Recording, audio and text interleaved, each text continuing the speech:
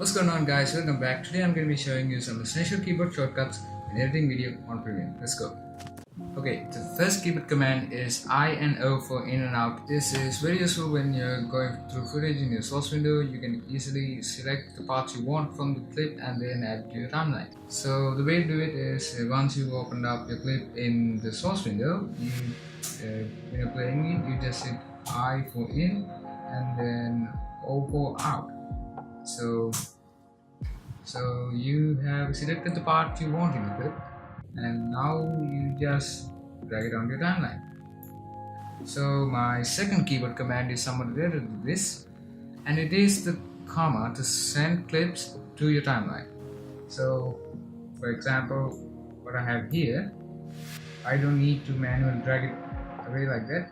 I can just hit comma and it will go to my timeline, and my playhead is already at the end, so that's a little bit more convenient than just dragging it on. This one was a lifesaver for me as it saved so much time and hassle, so it's easily one of my favorite keyboard commands.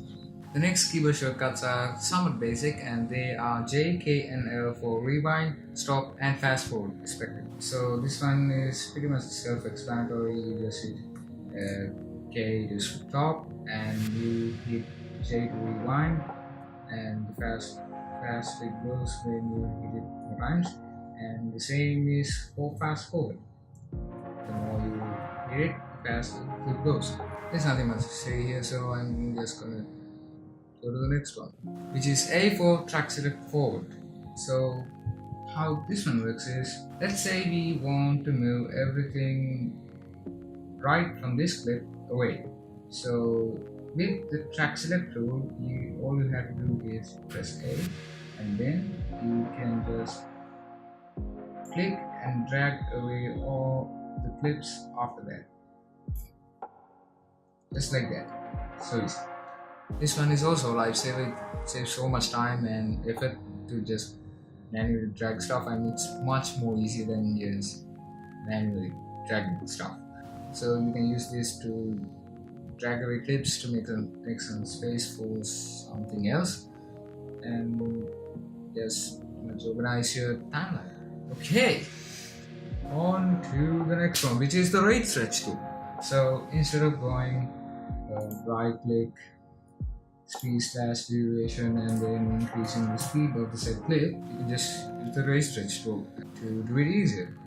So what I want to do here is you just press R, bring your cursor to the edge of the clip, and then just drag away. And if you zoom in here, you can see the speed percentage too, which is nice. So let's get into some much more simple and basic commands, like which is C to cut, V to enable the select tool, home and N to go to the sequence beginning and end, and Control Shift A to deselect all.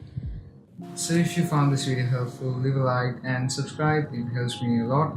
And if you have any questions, leave them down in the comments below and I'll try to answer them. So that's it, and I guess I'll see you in another video. Bye.